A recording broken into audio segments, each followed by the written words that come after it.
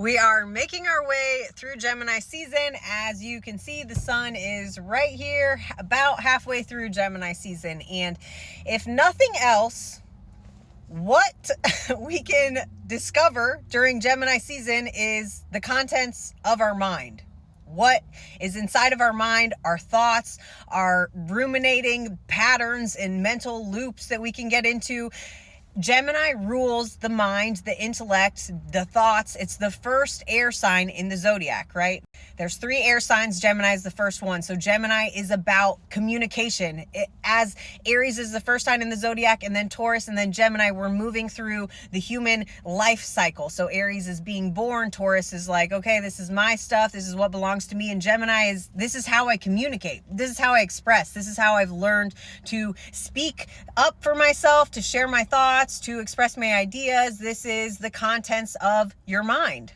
And so last week, with this aspect with the Mercury Cazimi, Mercury and the sun together, Mercury has now passed the sun. The past few weeks, we also had aspects with Uranus that is a little bit like electric shocking the mind, like having new insights, new downloads, new awareness around some area of our life. So again, you can look at where this is taking place in your chart. Where is, the last few degrees of Taurus and the first, few degrees of Gemini up till about 15 degrees. So what house is this taking place in?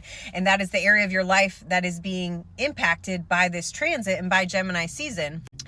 But yes, if nothing else, during Gemini season, we get to work with the mind. We get to work with our thought patterns, with the mental loops that we can get into. Again, in the low road of Gemini is just that, is spinning out in the mind, is not learning the right use of the mind. So it's almost like our mental activity is being under a microscope or a magnifying glass, and we're getting to really see what's inside of there, and how our childhood experience shapes who we are now, and how we're able to express the thoughts that we have, the mental dialogue that is playing all throughout the day, like the unconscious thought patterns. These are all things that fall under the contents of our mind and how we communicate. So if nothing else, during Gemini season, we can be looking at these things. We can be understanding and learning the right use of our mind, how to work with our thoughts and the mental patterns that we get into. We can examine our thoughts. We can question our thoughts. We can question our perspective. That's what Gemini is really great about. I've had amazing Geminis in my life that always say the similar quote, which is that of, you change your perspective on the thing, then the thing that you're looking at changes. It changes the way that you feel about it. It changes your emotions about it. And Gemini is so good at that. They're so good at, flipping the coin, seeing the other side, putting yourself in another person's shoes, seeing both sides of the situation, seeing it from a different perspective, and then being able to feel a different way about that thing. So maybe this past week there was a lot of things that were illuminated, a lot that was brought up to the surface. For me personally, I feel like so much has been illuminated with the Mercury Cazimi. It's almost hard to digest how much awareness I have around certain areas of my life that I just didn't have before, or that I just didn't see from the same perspective before. It's like Gemini fucking rules this energy. It's like Gemini is the sign that can say the same type of message to you. You've heard it all your life. You're receiving some type of message, but Gemini energy says it in a little bit of a different way, or with a little bit of different words, and it just clicks. It's like something clicks and it unlocks something within you. So this is what could be happening during Gemini season. This is the energy that we could be experiencing.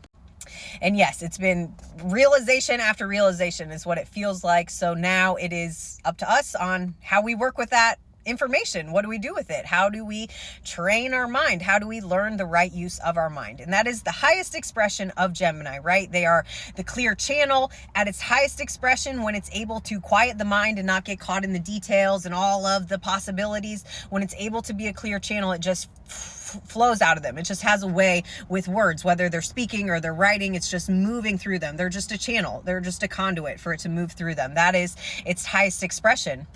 Gemini at its highest is youthful forever. It is the child. It is playful. It is open to different perspective, different possibilities, different ways of seeing things, which keeps them young at heart and in mind.